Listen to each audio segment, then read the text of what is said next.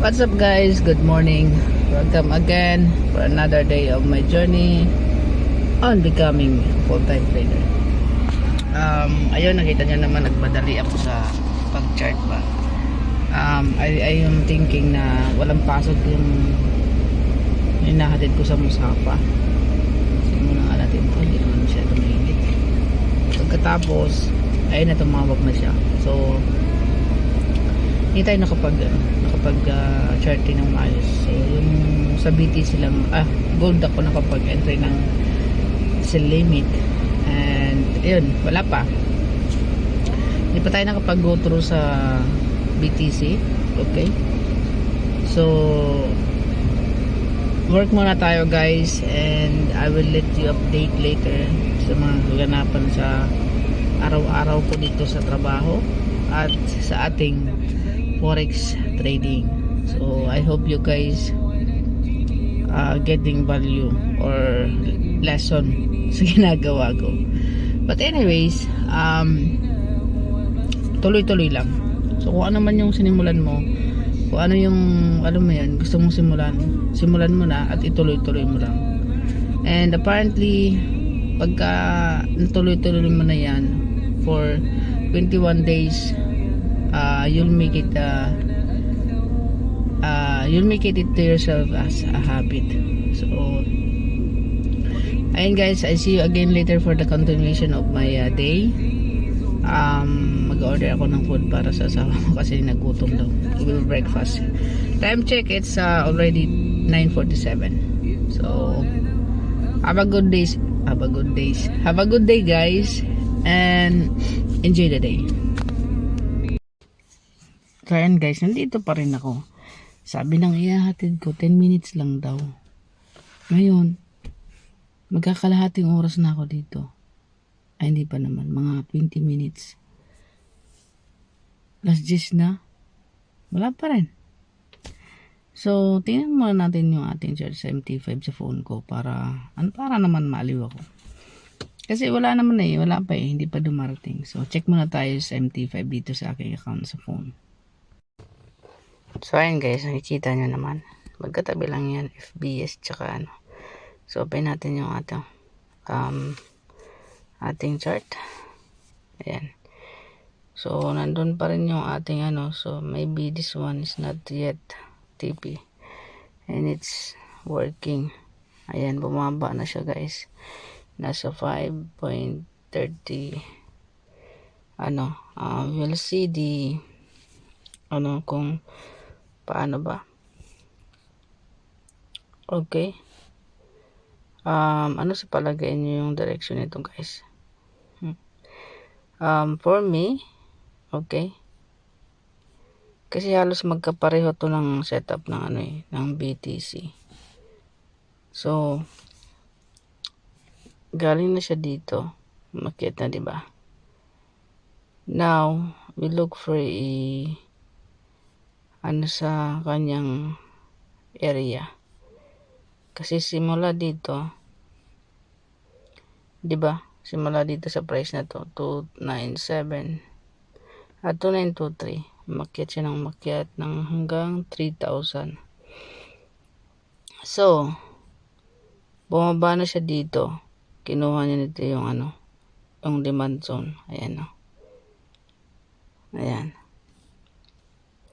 Ngayon guys, punta tayo ng daily.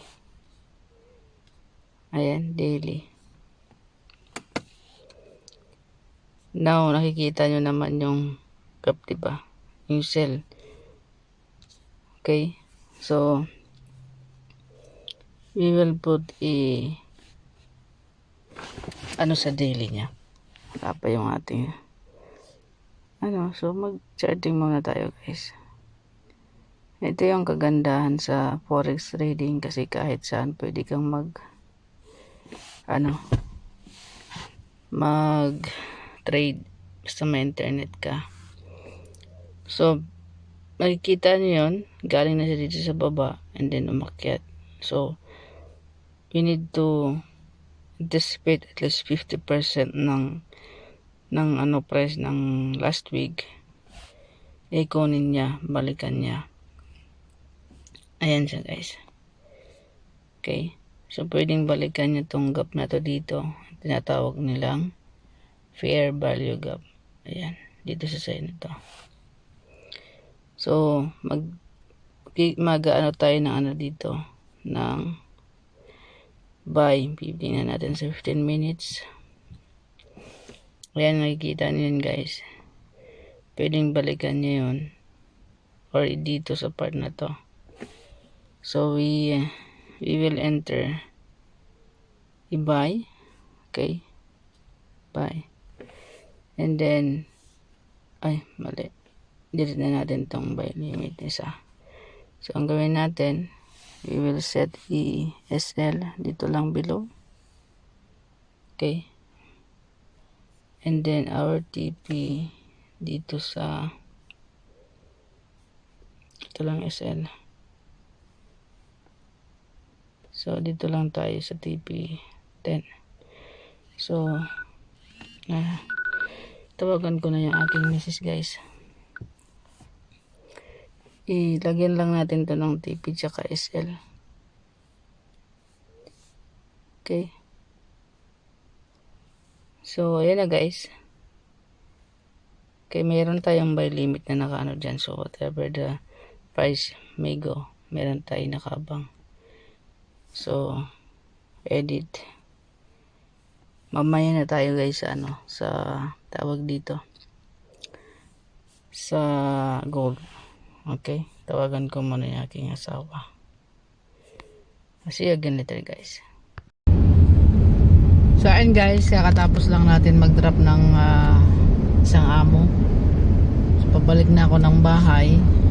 After this, pupunta ako ng Tadbir para sa ano, visa ng bago kong kasama. And traffic pa yung daan ko guys. So see you again later. Hello guys, kakauwi ko lang. Hindi na ako nakadiretso ng mall dun sa Tadbir kasi nga ano, naiwan ko yung papel tsaka yung matanda, kailangan ko yung ID niya. So let's go jumping into our chart para makapag entry tayo, and let's check kung magkano na yung balance natin. And I hope na we are getting better sa ating mga trades. So let's go. So ito na ating chart guys. Open lang natin. I hope na nakikita nyo, no? Nagamit ako ngayon ng tripod. Okay. So we will check yung ating trade last week. Okay. So we click this BTC and we are now here at 4 hours. Okay, we will just connect it. I think naka-connect na dito. So I'll check sa ano na natin guys, trade natin kung makikita mo, no, may order tayo na 9 but still hindi na siya natitrigger. So ang balance natin ngayon guys, yung nakikita nyo is 45. Asyan, 45,000. So ang gagawin natin, we'll check sa ating trade sa tawag dito BTC. Okay, punta tayo ng day so we can set up our entry, but it's the same entry na ginamit natin dun sa ano last week. So ito yung dalawa guys na entry natin, di ba? Until now, we will see bakit nawala na. So I think it's na trigger na ba siya or whatever, hindi ko maintindihan. Let's check sa ating history. Okay guys, na TP na pala siya. Hindi natin maano yung entry natin, but na TP na siya. Oh, tingnan nyo. Ito yung sa entry ko sa gold na TP siya, and yung dalawa na ano sa BTC, you can see. Okay, Ito yung sa gold na last week. Ayan. So, ito yung ating entry ng 20. Ayan o, 20. 21 and then yung 24. So, dalawa pala yung TV natin. That's why we have this 45,000 na. Okay? So, on this area, kasi guys, nag-trade ako dito ng dalawa eh. What I mean, nag-entry ako ng isa dito sa part na to ng 15 minutes na isa. That's why, ito guys, oh. Diba? Kita nyo naman, entry ko yan. Nung makita ko makit na yung dito, pangalawa. So, let's delete this entry. Kasi wala na siya na TV na, no? So, we will tawag dito, we will just screenshot of this. Okay? So, punta tayo sa 15 minutes kasi dun ko siya trinade. Okay? And, ayan. Nakikita nyo yung setup ko dyan, dalawa. Ayan. So, we will just save this image. Okay, para na mayroon tayong and then sa 4 hours. Okay. Sa 4 hours. Hit natin yung okay.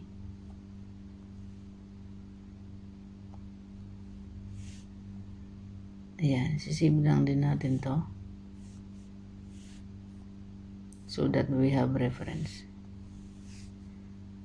Okay. So now we will go to hindi natin tatanggalin yung ating Fibonacci. Kasi malaking bagay yung itutulong ng Fibonacci natin. Ayun ang gagawin natin, we will go today. So we will check kung anong bias ngayong araw. Okay.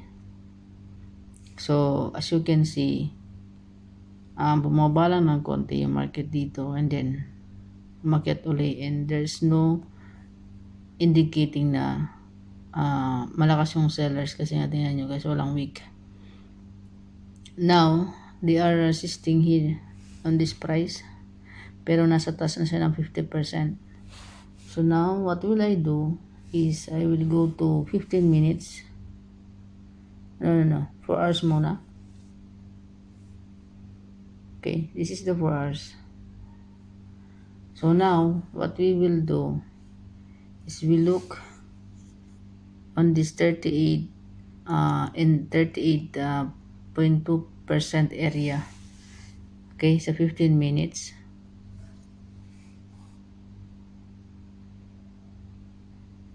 Ayan.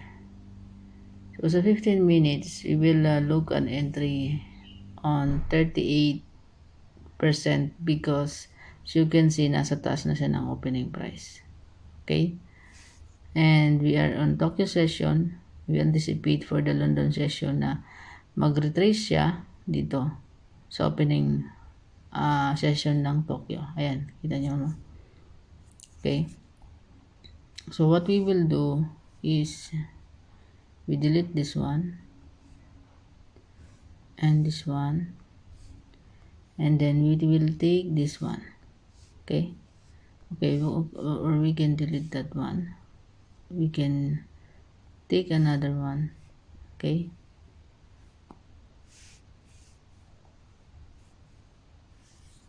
so ito yung 38%, ito yung kulay orange guys, kita mo 38.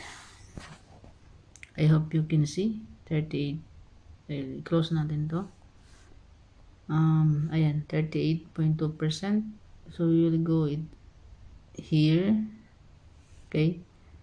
And then we will just take this area stop loss and then we will go this highs. Okay. So as you can see, kinuha ko lang yung 61.8%. So we will anticipate here, okay, sa Tokyo session opening. Ito yung opening ng ano natin. Ito yung opening, and then bumaba din ang makyat. We will entry, okay. We will take entry for 2 sa Bitcoins, okay. Ang entry natin is 85319. Okay. Limit 85319.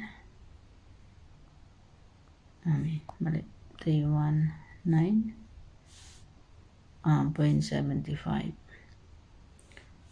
Okay. So, baba lang natin tong ano. And then our ano is 84,816.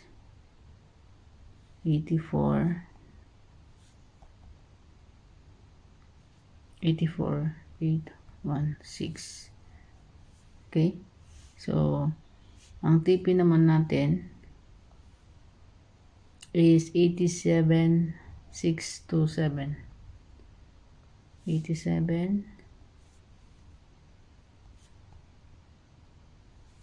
87,627. So, nakikita nyo naman guys na nabago na yung nandun sa taas. So, we will set this as a buy limit. Okay. Close lang natin to. And then, we will entry again dito sa area na to. Okay. So, our stop loss also will be on this area. Okay. Below this tawag dito. Let's say below this same stop loss. So, 8 dito na natin. Below this area. Okay? So, makikita nyo guys yung line na yan. Diyan lang. Below that area. Okay? Below this area. Now, our TP is on the 78.6. Okay? So, we will have a buy limit sa 86,092.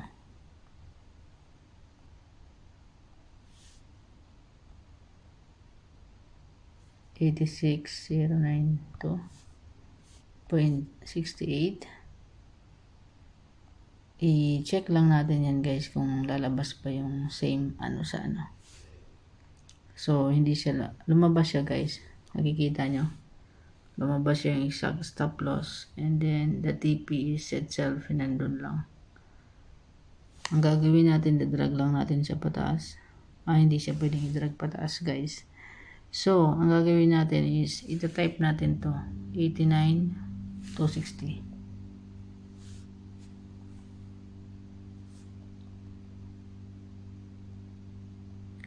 $89,260. Okay.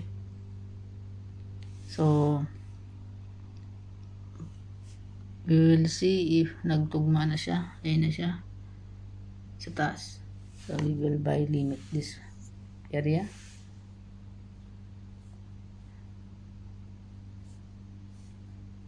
So, ayun lang guys yung aking entry ngayong araw. Actually, ano tawag dito. We can, kasi dito guys makikita nyo nag-resist na siya dito sa taas na to. Okay, ito yung first attempt niya, then second attempt. So either bumaba lang siya dito ng konti, and then let's go up. So we will go sa gold. Okay guys, gold na tayo. Wala pa tayong ano, wala pang tumatawag. So as you can see, meron ako mga entry dito, 'di ba? Naka-sell. Okay. So we will check sa ating day. Okay? Mga naka-sell limit lang sila. Now, hindi ko na rin ginagalaw yung ating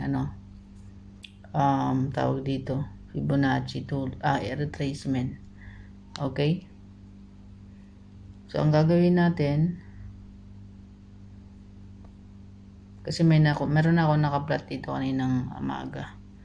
So, we will go to tawag dito. Check natin yung kanyang sa value area. Kasi pataas siya eh. So, I think we will delete this trade. Okay? Yung setup natin sa gold. Ayan. Ito gold to. So, delete lang natin to guys. Okay? So, dapat ang nandito is BTC lang. Okay? Ito yung working sa BTC. Ito yung inactive. Okay? So, we will check now. Baka na-delete natin yung BTC. Hindi naman. Okay. So, punta tayo ng gold. Ayan. As you can see, hindi ko binago yung ating sa tawag dito, Fibonacci. Okay? Retracement. So, ang gagawin ko dito guys, pupunta ako dito sa Fibonacci. Ang gagawin ko dito, I'll move this sa area na to. Kasi nasa day tayo, no? Kukunin ko lang yung 4 hours niya. Okay? We will just set up sa 4 hours ng Fibonacci retracement. So, babagawin ko lang siya. Okay? Mali. Okay naman na yun. Up. Okay, we will drag this down. Ang gagawin natin, from up, gagawin natin tong dito sa area na to. So, nandito yung ating 4 hours retracement. Okay? So, sa 4 hours ko nakikita nito, nandito yung mga trades natin. So, ito yung trade natin ng mga nakuha. Yan. Kita nyo. Okay? So, ang gagawin natin, naka-sell limit tayo dito, meron dito, meron dito. Ito, nakasave na to sa natin, sa gallery. So, ang gagawin lang natin is i-delete lang natin yung mga yan para may bago tayong entry. Okay? So, delete lang natin. Para naman clear sa inyo. Nakikita nyo yung process natin. So, ang gagawin ko dito guys, magsiset ako ng sell limit. Hindi na tayo mag-anticipate dito sa buy section na to kasi for sure bababa yung market. Okay? We will wait for the retracement. Kasi ito guys yung na-anticipate ko na babalikan niya. Imbalance. Okay? Itong malaking gap dito sa 4 hours. Bago siya aakyat. Okay? So, nandito yung support natin. So, I'll be waiting for retracement dito sa baba. So, now, oh my God. Wait. So, now, ang gagawin natin, okay, we will anticipate i-sell dito sa 78 and sa 50% ng value area. Nakikita nyo. Okay. Kasi mayroon dito guys, gap 78%. Nakikita nyo, fair value gap. Ayan.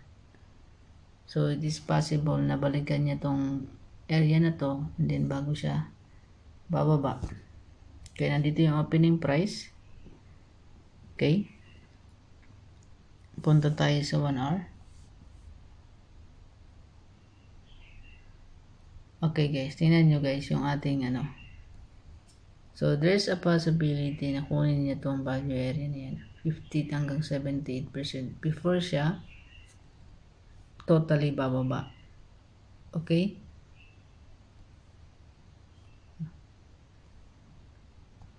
Ito yung kanyang dapat balikan. Yung area na yan. Kasi may demand zone dito guys eh. So, yun yung aking aking summarize ay analyze dito sa gold. So, ang gagawin ko, mag-entry ako ng sell limit dito sa dalawa. Okay, punta tayo sa 15 minutes.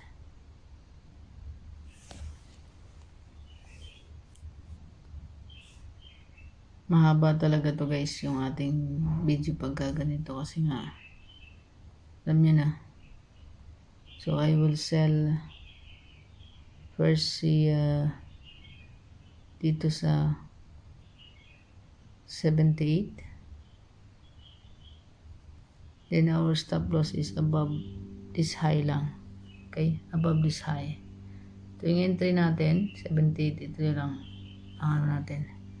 And then our target is the low. Okay? Sabi natin Tokyo session guys. Yan. The low. And then we will copy this. Now wait lang. We will copy for the second entry. Here, gawin natin tong first entry. Ito ang second entry, first entry. Ito. So, ang kanyang above lang din. So, halos pareho lang sila. But this is below this area sa week. So, ang gagawin natin guys, ito yung kanyang first entry, no? Okay, sobrang haba na. Gawin lang natin ng dito sa 38.2%. So, ang kanyang tawag dito, entry price, i-copy lang natin to guys. Copy. And then, we will sell limit, and then long press, then paste. Okay? So, you can see, nandito na siya. So, ang gagawin natin, kukunin natin yung kanyang SL sa taas, 34.7.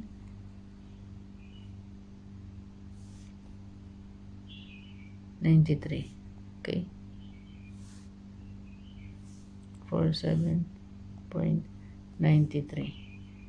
And then, ang TP niya guys is 38. Okay. 308. So, sell. Okay. Andito na siya guys. Nakita nyo? First entry natin yung ito. So, ayan. So, ang gagawin naman natin, ito. Pangalawa. Kunin lang natin yung entry price niya.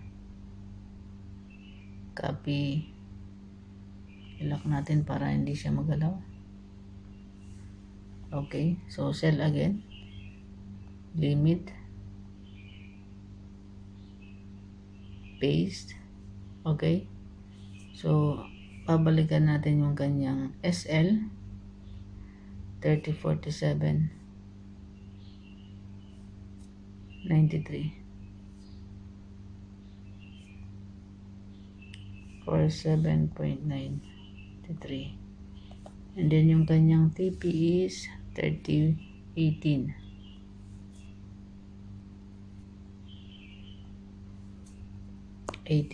So, ayun na guys. Nakapag-entry na tayo. Okay? As you can see, bumaba na yung ating dito sa area na to. We will see kung kukunin niya pa tong area na to or hindi na. We will just wait guys. Kaya mahirap nang mag-entry ka na hinahabol mo yung market kasi nga at this time, okay, nasa Tokyo session pa tayo.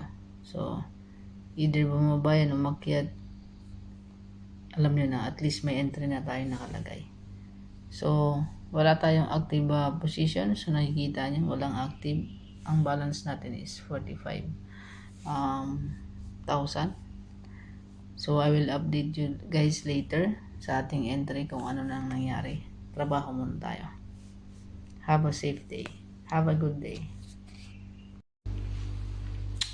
What's up guys? I'm back. So, kumakain ako ng almusal. Nakita ko dito sa loob. Siguro mag-aalmusal yung dalawa. Mamaya, kumuha ko ng dalawa. So, inantok ko guys. Kakarating ko lang galing trabaho sa labas. Pagkatapos ko rin sa matanda, doon naman ako sa asawa ng anak niya. Ngayon, magsisig tayo ng ating trade. So, titingnan natin yung ating pinat kanina kung na-trigger ba siya or kung ano na nangyari. So, we jump into the trade chart. Sorry guys. Gutom ko. So, ayun, nandito na tayo. Open din.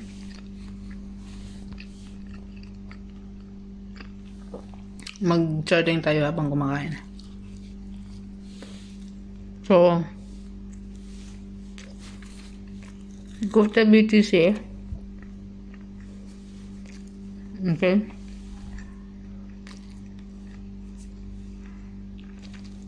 So, as you can see guys, hindi na-trigger yung ating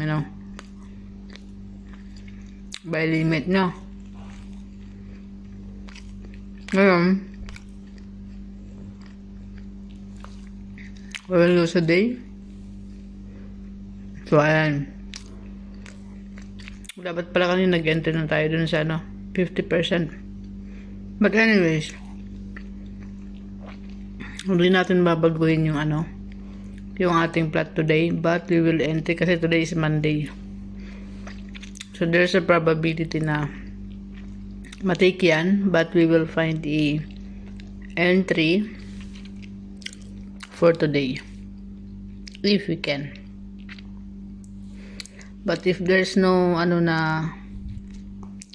tawag dito, alam mo yun, set up. So, hindi na tayo So, as you can see, London session is now on the run. It's now on the run. So, basically, sa mga ganitong setup, sometimes biglang bumababa and then kinukuha lang yan. Kasi guys, ito yung ating 1 hour, yung sa value area natin, kung makikita nyo dito, ayan siya. Ito yung opening price. Just wait.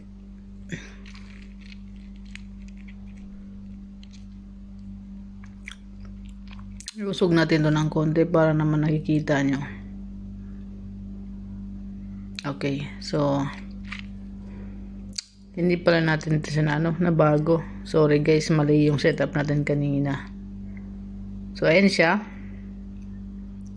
Okay. So, yan yung value area natin. Hindi natin nabago pala yung ating value area. So, we will see 30 minutes kung may possible na bumaba yung ating medyo nawala tayo sa kanina guys kasi nga ang value area pala natin kanina hindi natin napuntahan. Okay, I think sa gold lang tayo nag-setup or nag-setup tayo dito. Okay, ito yun, I remember. So ngayon guys, we will anticipate a buy limit here or probably here. Kasi ang London session nag-start na.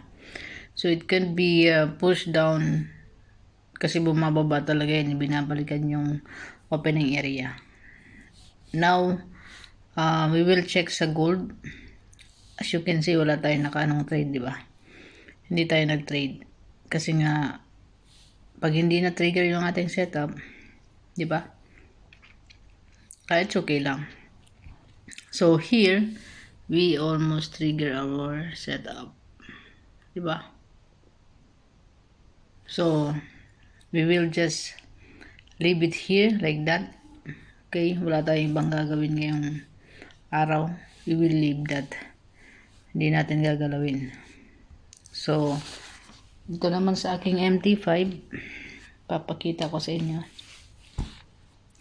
Kasi nag-trade ako dito kanina. And now, we are negative 12. Okay?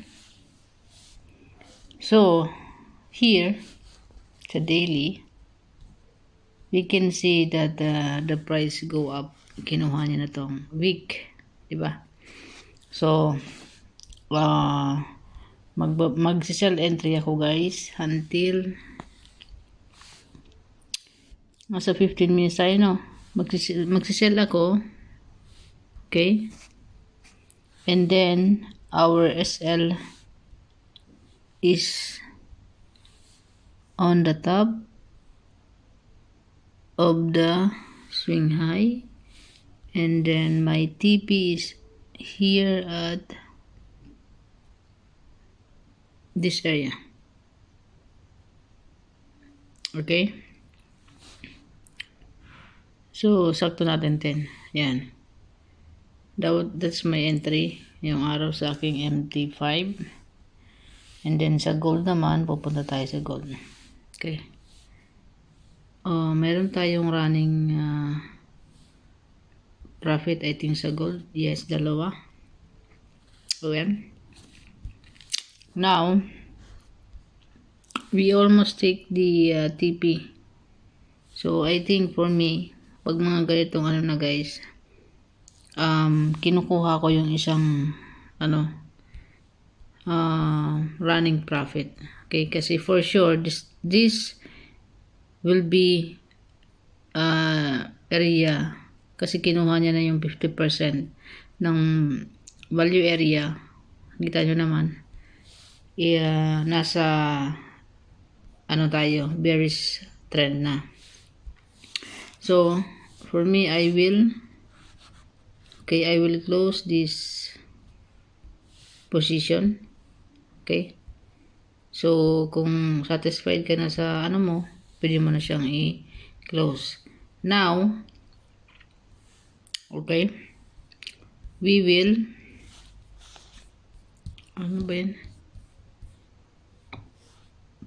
we will have a sell limit. Okay, we will have sell limit in this area. Yan. And then we will have SL on this high. Okay, kasi hindi na siya inabot ng TP. And then we will target 10.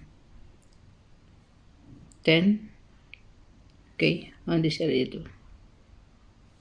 So, ngayon, ang gagawin natin, tingnan natin yung 1 hour. So, ayun na guys, kung nakikita nyo, from those, week, okay, bumaba na siya.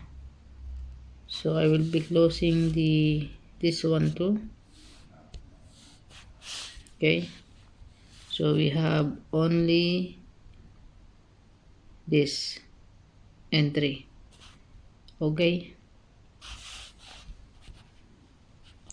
Let's say, tingnan nyo guys, nandun siya sa dito siya sa bearish candle na to, hindi niya nalampasan.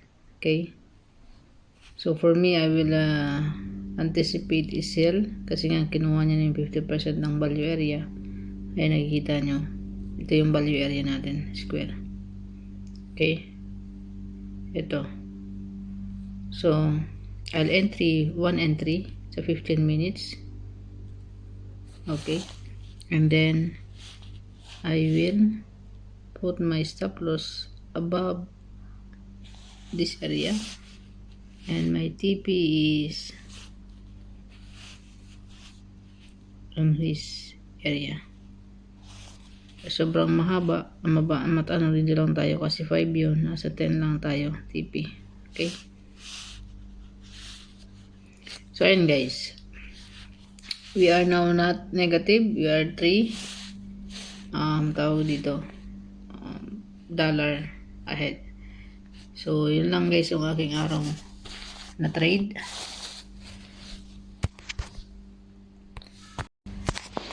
So ayun guys, yun muna yung trade ko ngayong araw. Bale, hindi tayo mag-overtrade na. So inaano ko na hindi mag-overtrade sa pagte-trade ko kasi nga alam mo yon, hindi natin makikita yung progress at saka yung tawag dito yung setup natin. So ngayon I am thinking sa next month, if meron akong makuha na allowance para sa mga hadiah, galing hadiah, igagawin natin guys is i-fund natin. Okay, i-fund natin sa MT5 ko.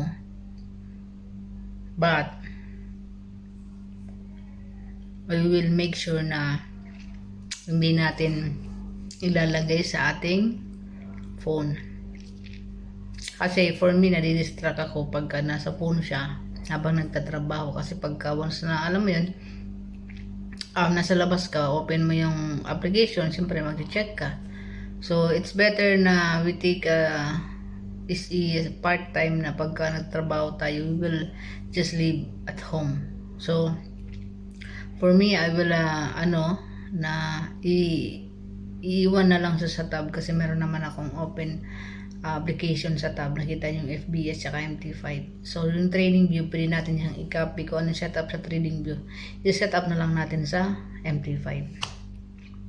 So, ayun guys, yan muna yung ating trade ngayong araw. Yun muna yung may share ko sa inyo. I hope you guys enjoy watching my videos. And I'll look for tawag dito, a topic so that you don't feel bored sa routine ko. Kasi I'd like you to learn basics sa forex trading na pinagdanan ko. So I'll set a list siguro for me to have a topic every day so that you can learn from me sa based on my experience. So ayun lang guys, gagawin natin part-time yung ating trading as long na ginagawa natin siya araw-araw. And malay mo, di ba? This is the only option na I see for myself na it can help me or give me the time freedom and financial freedom na gusto ko. So it's up to you. Malay mo, may mga niche ka na gusto mong tahakin tapos doon ka komportable gawin or whatever na parang komportable ka na subukan, you can do it. Kasi kaya nga sinasabi ko lagi na always test and learn. So i-test mo lang ng i-test and then learn from it. So yun lang guys, have a good day. I'll see you on my next video.